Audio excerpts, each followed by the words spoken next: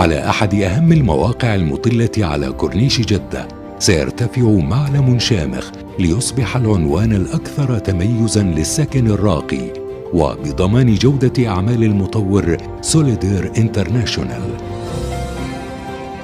جولدن تاور برج سكني فاخر مكون من 48 طابقاً، صمم بشكل تتناغم فيه جمالية ومتغيرات المكان ليكون هذا البرج مرآة لجمال وزرقة مياه الشاطئ المقابل له.